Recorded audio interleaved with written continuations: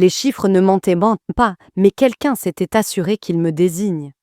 Dans une salle de conférence vitrée, on m'accusa d'avoir manipulé les rapports financiers pour couvrir des millions de pertes. Ils avaient des graphiques, des horodatages, des signatures, des preuves qui semblaient irréfutables.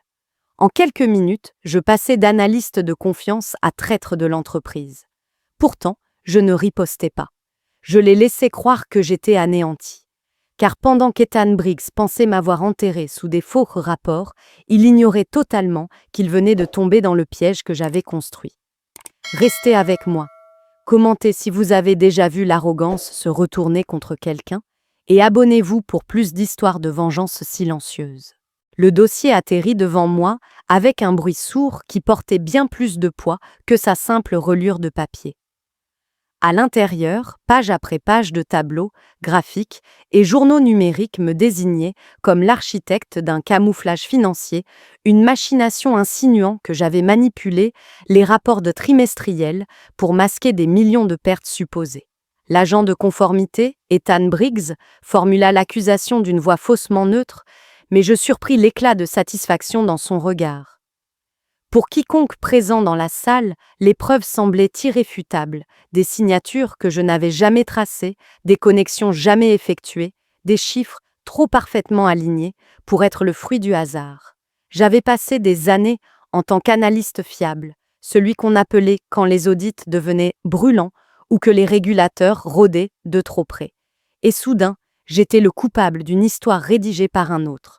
Mes collègues échangèrent des regards prudents, le silence pesant plus lourd encore que les documents étalés devant moi. Une vie entière de crédibilité réduite à une pile de faux. Ils s'attendaient à ce que je supplie, que je panique, que je m'effondre sous l'éclat de l'accusation. Mais je ne cédais pas. Je joignis les mains, serein, et demandai du temps pour préparer ma réponse. Cela ressemblait à l'appel désespéré d'un homme acculé, mais cette illusion m'était utile. Qu'il croie que je m'accrochais, qu'Ethan savoure sa victoire fabriquée. Car sous mon hochement de tête calme, ma colère s'aiguisait en une détermination glaciale. Ce n'était pas la fin de ma carrière, c'était le premier coup d'une partie qu'il ignorait que j'avais déjà commencé. Quand je sortis de cette salle vitrée avec l'accusation encore suspendue dans l'air, je sentis le poids du silence m'écraser. Personne ne m'arrêta, personne ne posa de questions, il n'en avait pas besoin. L'histoire était déjà écrite dans leurs esprits.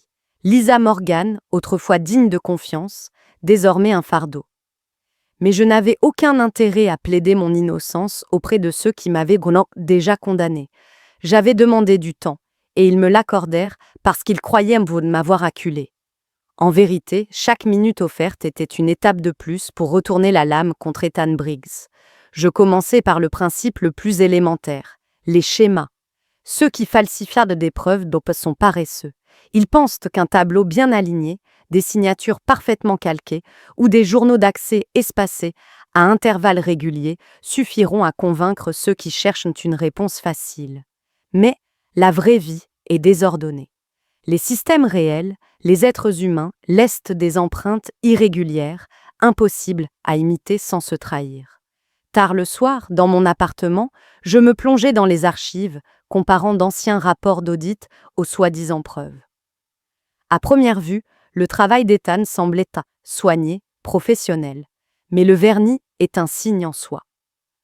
Enfouis dans les métadonnées de ces fichiers numériques, des irrégularités, des horodatages en contradiction avec l'activité du système, des points d'accès ne correspondant pas à mes habitudes et même de subtiles incohérences dans le formatage des écritures non financières. Pas des erreurs assez flagrantes pour être repérées par un œil distrait, mais pour moi, qui avais bâti ma carrière sur le détail, en conformité, elles brillaient comme des signaux rouges. Pourtant, trouver les preuves n'était que la moitié de la bataille. Si j'entrais en les brandissant, on balayerait cela comme une défense intéressée, du désespoir. Pour gagner, il fallait qu'Ethan se trahisse lui-même, d'une manière indéniable. Cela exigeait patience, précision et un piège qui prendrait des allures d'opportunité. Je commençais à assembler ce que j'appelais mon registre secret, un relevé privé de chaque incohérence, chaque indice pointant vers sa main. Je suivis ses connexions, notai quand son badge passait après minuit, observai les infimes crispations dans son assurance lorsque l'on discutait de chiffres en réunion. Il croyait que personne ne remarquait à quel point il changeait vite de sujet dès que les rapprochements trimestriels étaient évoqués, ou comment sa mâchoire se tendait quand on louait mes anciens rapports. La vérité se lisait sur lui, mais je savais qu'il ne fallait pas frapper trop tôt. Alors je le laissais croire que je me désagrégeais. Je gardais un ton discret, évitais les regards, laissais courir les rumeurs selon lesquelles je prenais mal l'accusation. Chaque once de pitié ressentie à mon égard devenait une couche de camouflage protégeant le travail que je menais dans l'ombre. Et Ethan, prenant mon immobilité pour de la faiblesse, devint négligent. Il paradait dans les couloirs, convaincu que son plan était infaillible, sans jamais se douter que les murs se refermaient déjà autour de lui. Je n'avais pas besoin de crier, ni de me défendre. Il me suffisait d'attendre le moment parfait pour déposer un seul appât sur son chemin et le laisser mordre. Ce serait l'instant où son ambition, et non ma défense, rédigerait l'histoire de sa chute. Au moment où je décidai de tendre le piège, tout dans ma posture et ma routine dut changer. Pour qu'Ethan Briggs morde à l'hameçon, il devait croire que je continuais à sombrer, que j'étais encore faible, encore écrasé par le poids de l'accusation. Alors je jouais le rôle. Je gardais ma porte de bureau fermée plus longtemps que d'habitude, fixais mon écran d'un air vide quand quelqu'un passait, et laissais traîner des tasses de café à moitié finies, comme si je n'arrivais plus à me concentrer. Derrière ce masque, je construisais le piège. La clé pour faire tomber quelqu'un comme Ethan n'était pas de l'affronter avec des mots, c'était de le pousser à se salir les mains d'une façon qu'aucune défense ne pourrait effacer. Je réfléchis à ce qu'il convoitait vraiment, ce n'était pas l'argent. Des hommes comme lui veulent pousser le contrôle, la validation, la preuve qu'ils sont plus malins que tous les autres. Il avait déjà fabriqué de fausses preuves et s'en était sorti, pour l'instant. Alors je décidai de l'appâter avec quelque chose d'irrésistible, un document semblant contenir un raccourci vers un nouveau stratagème. Je créai une clé USB, un petit morceau anodin de métal et de plastique, étiqueté d'une phrase qui attirerait forcément son œil. Conditions de règlement client. J'y plaçai un faux fichier rempli d'ébauches convaincantes de notes de négociation. Mais caché au plus profond se trouvait l'hameçon, un protocole de surveillance silencieux relié directement au système d'audit interne de l'entreprise. Dès que le fichier s'ouvrait sur un appareil, une alerte sécurisée était transmise à l'équipe privée du conseil d'administration, enregistrant l'utilisateur, l'appareil, le lieu et chaque frappe de clavier qui suivait. Rien d'illégal, rien en dehors des règles de l'entreprise. En réalité, j'utilisais les garde-fous qu'Ethan aurait lui-même dû connaître. Voilà toute la beauté du plan. Je ne brisais pas les règles, je les transformais en armes. Déposer l'appât exigeait de la subtilité. Si cela paraissait placé intentionnellement, il flairerait le piège. Si cela paraissait abandonné, oublié par quelqu'un de trop accablé pour protéger ses documents, ce serait irrésistible. Alors un matin, je laissai par accident la clé dans la salle de pause, glissée à moitié sous une pile de notes obsolètes, juste assez visible pour que la découverte semble providentielle. Puis, j'attendis. Je ne rôdais pas, je ne jetais pas de regard vers la porte, je ne changeais rien à mon rythme. La routine effaçait mes traces. En quelques heures, le système enregistra sa première alerte.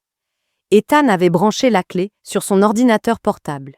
Il avait ouvert le fichier, s'attendant sans doute à y trouver un levier, peut-être de quoi fabriquer de nouvelles preuves. Ce qu'il ignorait, c'est que le système le suivait désormais pas à pas, enregistrant chaque souffle numérique. À partir de là, je n'avais plus besoin de deviner ou de soupçonner. J'avais la confirmation. Le piège s'était refermé et il ne me restait plus qu'à le laisser s'enfoncer. Le voir après devint presque divertissant. Il marchait plus droit, comme s'il avait découvert un trésor, son sourire arrogant réapparaissant dans les couloirs. Il croyait avoir commis un vol discret, sans jamais réaliser qu'il venait de se confesser à la seule autorité qui comptait.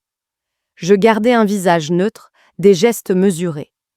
Ni triomphe, ni satisfaction apparente, rien qui puisse l'avertir que la victoire qu'il croyait avoir obtenue se dissolvait déjà sous ses pieds. L'appât avait été pris. Le piège était tendu. Il ne me restait plus qu'à attendre, silencieuse et patiente, jusqu'au jour parfait pour laisser tomber le marteau. La beauté d'un piège comme le mien, c'était qu'il n'avait pas besoin de se refermer immédiatement. Une fois le système d'audit accroché à la machine d'Ethan, sa chute devenait inévitable. Plus il tournait longtemps, plus il collectait, et plus l'épreuve pèserait lourd au moment venu. Mon rôle n'était donc pas de me battre ni de plaider, mais simplement d'observer. Et observer Ethan se désagréger était déjà une satisfaction en soi. Au début, il gardait la même assurance arrogante, paradant en réunion, corrigeant les jeunes analystes avec un sourire condescendant, rappelant sans cesse l'importance de la conformité. Mais très vite, les fissures apparurent. Il arrive en retard, serrant son ordinateur portable comme s'il contenait des secrets qu'il ne pouvait se permettre de perdre. Il s'énerva contre ses assistantes pour de petites erreurs, haussa la voix dès que les conversations s'approchaient trop des rapports financiers et quitta même une réunion en plein milieu sous prétexte d'un appel urgent. Les collègues, qui le voyaient autrefois comme un repère stable, commencèrent à murmurer. Ils ne savaient pas ce qui clochait, mais ils le sentaient. On remarque toujours quand quelqu'un transpire sous une pression invisible, même si l'on ne peut en nommer la source. Je m'assurais d'alimenter cette perception sans jamais pointer du doigt. Un soupir discret au bon moment, un sourcil levé, lorsqu'Ethan se contredisait, un silence pesant quand ses explications s'éternisaient. Il n'en fallait pas plus pour semer le doute. Lui aussi le percevait. Ses yeux furetaient de plus en plus, scrutant les visages à la recherche de suspicion.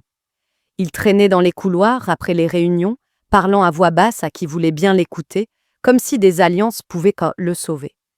Mais les alliances sont fragiles quand l'odeur de faiblesse flotte dans la pièce. Moi, je restais délibérément effacée. J'arrivais à l'heure, accomplissais mes tâches sans éclat, répondais aux questions directement, mais sans chaleur. Ma neutralité était un masque, et tandis qu'Ethan s'enfonçait, je laissais les autres décider par eux-mêmes qui paraissaient le plus digne de confiance. Chaque jour, le système d'audit traquait ses gestes, consignant les contradictions qu'il ne soupçonnait même pas.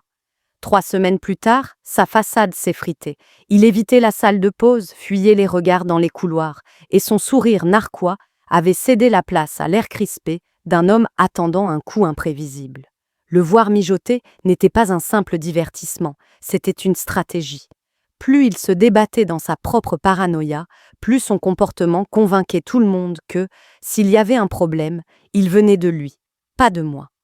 Et quand l'heure viendrait, je n'aurais pas besoin d'élever la voix.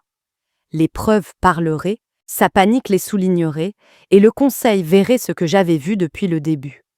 L'arrogance masquant l'incompétence, et la peur révélant la culpabilité. Ma patience n'était pas une faiblesse. C'était la lame invisible qui se rapprochait de lui chaque jour un peu plus. Le jour où tout éclata, arriva sans prévenir, du moins pour les autres. Pour moi, il était écrit depuis le moment où Ethan Briggs avait branché cette clé USB à son ordinateur. Quand le chef de la sécurité me convoqua dans la salle de conférence, la même où j'avais été accusé pour la première fois, je sus que le scénario allait enfin s'inverser. Cette fois pourtant, ce n'était pas moi à qui l'on déposait un dossier sous les yeux, c'était Ethan. Il entra, livide, mais s'efforçant encore de garder l'orgueil fragile de celui qui croit pouvoir s'en sortir par le bluff. Sur la table reposait une pile de documents plus épaisse encore que celle qu'il avait jadis utilisée pour tenter de m'enterrer. Le chef de la sécurité prit la parole sans détour, son ton neutre mais lourd, glaçant la salle. Ethan Briggs. Notre système d'audit a identifié des accès non autorisés, des documents falsifiés et des tentatives délibérées d'accuser un autre employé. Nous avons les journaux numériques, les enregistrements de frappe et les alertes déclenchées par vos activités. Le silence qui suivit fut assourdissant. Ethan éclata de rire, trop vite, trop fort, le rire d'un homme qui tente de tresser une corde avec du vent. « C'est absurde! N'importe qui aurait pu !» commença-t-il, avant que le chef de la sécurité ne l'interrompe, glissant une page sur la table. Un rapport horodaté, retraçant directement jusqu'à son appareil l'ouverture du fichier piégé, ses initiales, son badge, sa machine. Il se figea, les mots coincés dans sa gorge.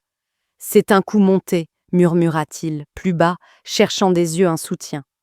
Mais ceux qu'il dominait jadis évitèrent de son regard. Depuis des semaines, ils avaient non vu ses fissures s'élargir. Ils avaient le chuchoté sur ses colères, ses esquives, sa paranoïa. Désormais, tout s'alignait.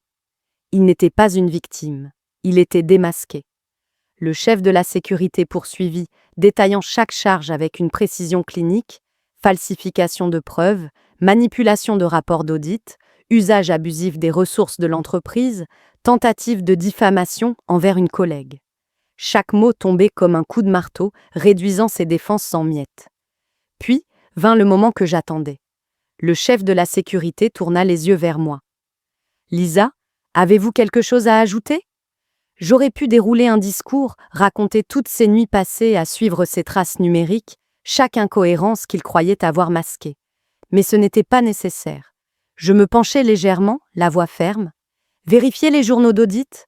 C'était le coup de grâce. Le système d'audit était incontestable. Ce n'était plus ma parole contre la sienne, mais ses propres actes, enregistrés en temps réel. L'atmosphère changea. Les regards se tournèrent vers moi au lieu de lui. Le poids du soupçon, qui m'avait accablé, se dissipa, remplacé par la certitude croissante de sa culpabilité. Ethan tente encore une fois, la voix tremblante, plaidant un malentendu, un piège. Mais le désespoir a une odeur, et chacun dans la pièce la sentit. Le chef de la sécurité referma le dossier d'un claquement sec. « Vous êtes suspendu, avec effet immédiat. Des mesures disciplinaires et une procédure judiciaire suivront. » Le visage d'Ethan se vida de toute couleur. Sa bouche s'ouvrit, se referma, incapable de former la moindre défense. La même salle où j'avais été humilié devenait son lieu d'exécution. Tandis qu'on l'escortait dehors, je restais immobile, les mains jointes sur la table, le visage impassible. À l'intérieur, une froide satisfaction m'envahit, non pas celle d'avoir crié, ni d'avoir rendu vengeance dans le feu, mais d'avoir vu l'arrogance s'effondrer sous son propre poids. Le piège s'était refermé exactement comme je l'avais conçu, et il ne me restait qu'à laisser le silence faire son œuvre. Le matin suivant l'expulsion d'Ethan, le bureau ne respirait plus de la même manière. Les couloirs bruissaient de chuchotements, ce mélange de compassion feinte et d'excitation mal contenue qui accompagne toujours la chute de quelqu'un. Son nom se murmurait, ses anciens alliés évitaient les regards, et la chaise vide au poste de conformité se dressait comme un monument silencieux à l'arrogance déchue. Pour moi, le changement fut plus tranchant encore. Ces mêmes collègues qui m'avaient autrefois observé avec suspicion me traitaient désormais avec déférence. Ils posaient des questions discrètes, sollicitaient mes conseils, et allaient jusqu'à m'offrir des excuses maladroites, dissimulées, dans de banales politesses. Les dirigeants, ceux-là même qui avaient permis aux fausses preuves d'Ethan de m'être présentés, me convoquèrent à l'étage. Dans une salle de conseil dépouillée de la menace que j'y avais ressentie autrefois, une excuse soigneusement polie me fut adressée.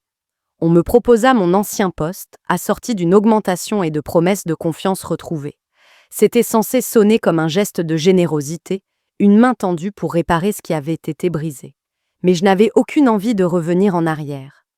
Revenir, c'était me replacer dans l'ombre de ce qu'Ethan avait tenté de faire de moi. Je ne souris pas, je ne remerciais pas, avec effusion. Je laissais le silence s'étirer jusqu'à ce que l'un d'eux se tortille, mal à l'aise. Puis, je répondis, calme et ferme.